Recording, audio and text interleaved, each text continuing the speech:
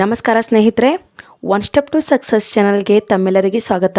ಸ್ನೇಹಿತರೆ, ಇವತ್ತಿನ ಒಂದು ಪ್ರಕಟಣೆ ಏನು ಆರ್ ಟಿ ವೇಳಾಪಟ್ಟಿ ಇದೆ. ಯಾವಾಗ ಆರಂಭ ಆಗುತ್ತೆ, ಎಕ್ಸಾಮ್ ಯಾವಾಗಿರುತ್ತೆ, ಯಾವಾಗ ಸೆಲೆಕ್ಷನ್ ಮಾಡ್ತಾರೆ 2 ರೌಂಡಲ್ಲಿ, ಮತ್ತು ಅರ್ಜಿ ಸಲ್ಲಿಸಲಿಕ್ಕೆ ಯಾವಾಗ ಆರಂಭ ಆಗುತ್ತೆ, ಪ್ರತಿಯೊಂದು ಡೇಟನ್ನು ಈ ಒಂದು ಪೇಪರ್ ಕಟ್ಟಿಂಗಲ್ಲಿ ಕೊಟ್ಟಿದ್ದಾರೆ. ಏನೆಲ್ಲ ಇನ್ಫಾರ್ಮೇಷನ್ ಇದೆ ಅಂತ ಸಂಪೂರ್ಣವಾಗಿ ಹೇಳ್ತಾ ಹೋಗ್ತೀನಿ. ಯಾರೆಲ್ಲ ನನ್ನ ಯೂಟ್ಯೂಬ್ ಚಾನಲ್ಗೆ ಸಬ್ಸ್ಕ್ರೈಬ್ ಆಗಿಲ್ವೋ ಸಬ್ಸ್ಕ್ರೈಬ್ ಮಾಡ್ಕೊಳ್ಳಿ. ಪಕ್ಕದಲ್ಲಿ ಇರ್ತಕ್ಕಂತಹ ಬೆಲ್ ಬಟನ್ ಮೇಲೆ ಪ್ರೆಸ್ ಮಾಡಿದರೆ ನಾನು ಮಾಡಿದ ಮೊದಲ ವಿಡಿಯೋ ನಿಮಗೆ ಸೇರುತ್ತೆ ಅಂತ ತಿಳಿಸ್ತಾ ಸ್ನೇಹಿತರೆ, ಇವತ್ತಿನ ವಿಡಿಯೋನ ಸೆಷನ್ನ ಸ್ಟಾರ್ಟ್ ಮಾಡ್ತಾ ಇದ್ದೀನಿ. ಬನ್ನಿ. ಆರ್ ಟಿ ವೇಳಾಪಟ್ಟಿ 2026 ಮತ್ತು 27 ಈ ಒಂದು ಶೈಕ್ಷಣಿಕ ವರ್ಷಕ್ಕೆ ಸಂಬಂಧಪಟ್ಟಂತೆ ಏನಂದರೆ, ಶಿಕ್ಷಣ ಮಾಹಿತಿಯ ಹಕ್ಕು ಕಾಯ್ದೆ ಅಡಿ ಏನು ದಾಖಲಾತಿ ಪ್ರಕ್ರಿಯೆ ಈಗಾಗಲೇ ಆರಂಭ ಆಗುತ್ತೆ ಅಂತಕ್ಕಂಥ ವಿಚಾರವನ್ನು ಇಲ್ಲಿ ಹೇಳ್ತಿದ್ದಾರೆ.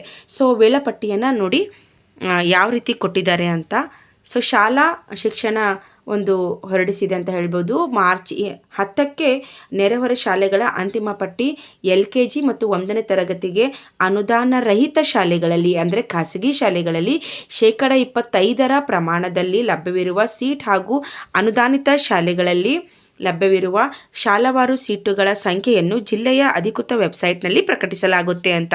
ಸೊ ಏನು ಒಂದು ಖಾಸಗಿ ಶಾಲೆಗಳಲ್ಲಿ ಎಷ್ಟೆಷ್ಟು, ಅನುದಾನಿತ ಶಾಲೆಗಳಲ್ಲಂತೂ 25% ಕ್ಕಿಂತ ಕಡಿಮೆ ಎಷ್ಟು ಸೀಟ್ಗಳು ಖಾಲಿ ಇದೆ ಅಷ್ಟು ತಗೋಬೇಕು.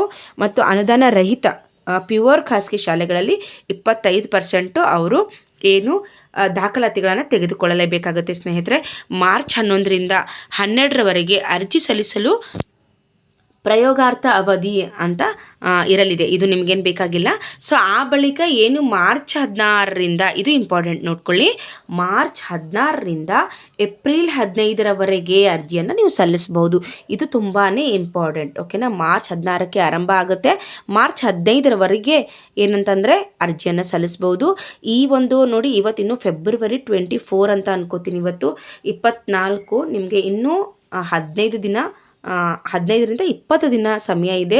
ಇಷ್ಟರಲ್ಲಿ ನಿಮಗೇನೆಲ್ಲ ದಾಖಲಾತಿಗಳು ಬೇಕು ಅದನ್ನೆಲ್ಲ ಕಲೆಕ್ಟ್ ಮಾಡಿ ಇಟ್ಕೊಳ್ಳಿ. ಅಪ್ಲಿಕೇಶನ್ ಸ್ಟಾರ್ಟ್ ಆದಾಗ ಅಪ್ಲಿಕೇಶನ್ ಹಾಕಲಿಕ್ಕೆ ನಿಮಗೆ ಬೇಕಾಗುತ್ತೆ. ಆದ್ದರಿಂದ ನಿಮ್ಗೆ ಏನೆಲ್ಲ ದಾಖಲಾತಿಗಳನ್ನು ಬೇಕು, ನಿಮಗಿನ್ನೂ ಸಮಯ ಇದೆ, ದಾಖಲಾತಿಗಳನ್ನು ಇಟ್ಕೊಳ್ಳಿ. ಏನೆಲ್ಲ ದಾಖಲಾತಿಗಳು ಬೇಕಾಗುತ್ತೆ ಅನ್ನೋದು ಕೂಡ ನಾನು ನೆಕ್ಸ್ಟ್ ನಿಮ್ಗೆ ತಿಳಿಸ್ತಾ ಹೋಗ್ತೀನಿ. ಮಾರ್ಚ್ 16ರಿಂದ ನೋಡಿ ಏಪ್ರಿಲ್ 15ರವರೆಗೆ ಅರ್ಜಿಯನ್ನು ಸಲ್ಲಿಸಬೇಕಾಗುತ್ತೆ RTE ಅಡಿ. ಸೊ ಪಾಲಕರು ಆನ್ಲೈನ್ ಅರ್ಜಿಯನ್ನು ಸಲ್ಲಿಸ್ಬೋದು. ಏಪ್ರಿಲ್ 21ಕ್ಕೆ ನೋಡಿ, ಇದು ಇಂಪಾರ್ಟೆಂಟ್, ಏಪ್ರಿಲ್ 21ಕ್ಕೆ ಲಾಟ್ರಿಯ ಒಂದು ಪ್ರಕ್ರಿಯೆಗೆ ಅರ್ಹ ಅಭ್ಯರ್ಥಿಗಳ ಅಂತಿಮ ಪಟ್ಟಿಯನ್ನು ಪ್ರಕಟಿಸಲಾಗುತ್ತೆ. ಏಪ್ರಿಲ್ 21ಕ್ಕೆ ನೆನಪಿರಲಿ. ಅದಾದಮೇಲೆ ಏಪ್ರಿಲ್ 27ನೇ ತಾರೀಕು ನೋಡಿ ಸ್ನೇಹಿತರೆ, ಅಭ್ಯರ್ಥಿಗಳ ಅಂತಿಮ ಪಟ್ಟಿ ಏನು ಏಪ್ರಿಲ್ 21ಕ್ಕೆ ಬಿಡ್ತಾರೆ.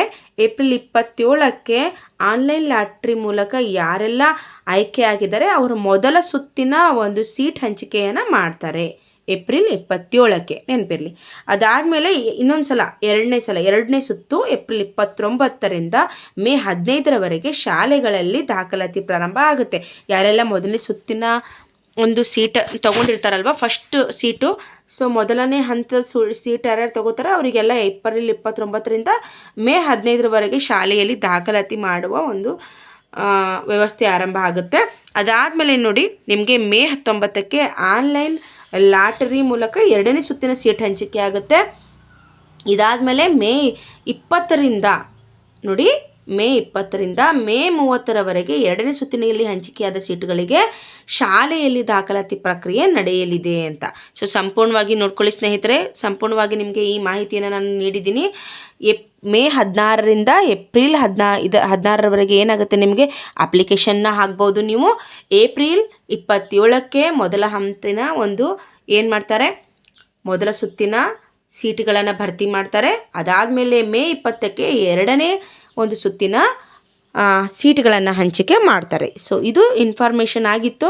ಏನೆಲ್ಲ ದಾಖಲಾತಿಗಳು ಬೇಕು ಅಂತ ನೆಕ್ಸ್ಟ್ ವಿಡಿಯೋಲಿ ತೊಗೊಂಡು ಬರ್ತೀನಿ ಸ್ನೇಹಿತರೆ. ಇದರಲ್ಲಿ ಏನು ಮೆನ್ಷನ್ ಮಾಡಿಲ್ಲ, ಹಾಗಾಗಿ ನಾನು ಸರ್ಚ್ ಮಾಡಿ ನಿಮಗೆ ಮಾಹಿತಿಯನ್ನು ತೊಗೊಂಡು ಬರ್ತೀನಿ. ಸೊ ಇಷ್ಟು ನಿಮಗೆ ನೆನಪಿರಲಿ, ಯಾವಾಗಿಂದ ಯಾವಾಗ ಒಂದು ಅಪ್ಲಿಕೇಶನ್ ಡೇಟ್ನ ಮೇಯ್ನಾಗಿ ನೀವು ನೆನಪಿಟ್ಕೊಳ್ಳಿ. ಓಕೆ, ಮಾರ್ಚ್ 16ಕ್ಕೆ ಆರಂಭ ಆಗಿ ಏಪ್ರಿಲ್ 15 ಅಥವಾ 16ಕ್ಕೆ ಅದು ಎಂಡ್ ಆಗುತ್ತೆ. ಹಾಗಾಗಿ ಇದನ್ನು ನೀವು ಫಸ್ಟ್ ನೆನಪಿಟ್ಕೊಳ್ಳಿ. ಅದಕ್ಕಿಂತ ಮುಂಚೆ ಎಲ್ಲ ದಾಖಲಾತಿಗಳನ್ನು ಇಟ್ಕೊಳ್ಳಿ ಸ್ನೇಹಿತರೆ. ಇದು ಇವತ್ತಿನ ಮಾಹಿತಿ ಆಗಿತ್ತು. ಯಾರೆಲ್ಲ ಒಂದು ಅಡಿಯಲ್ಲಿ ನಿಮ್ಮ ಮಗುವಿನ ದಾಖಲಾತಿ ಮಾಡಬೇಕು ಅಂತ ಅಂದ್ಕೊಂಡಿದ್ದೀರಾ, ನೀವು ದಾಖಲಾತಿಯನ್ನು ಮಾಡ್ಕೊಳ್ಳಿ. ಇದ್ರ ಜೊತೆಗೆ ಈ ಮಾಹಿತಿಯನ್ನು ಹೆಚ್ಚೆಚ್ಚು ಶೇರ್ ಮಾಡ್ತಾ ಹೋಗಿ. ನಿಮ್ದು ಏನೇ ಡೌಟ್ಸ್ ಇದ್ದರೂ ಕೂಡ ಕಮೆಂಟ್ ಮೂಲಕ ತಿಳಿಸಿ, ಅದನ್ನು ಕ್ಲಿಯರ್ ಮಾಡಲಿಕ್ಕೆ ನಾನು ಪ್ರಯತ್ನ ಪಡ್ತೀನಿ ಅಂತ ಹೇಳ್ತಾ ಇವತ್ತಿನ ವಿಡಿಯೋನ ಇಲ್ಲಿಗೆ ಮುಗಿಸ್ತಾ ಇದ್ದೀನಿ. Thank you so much watching this video.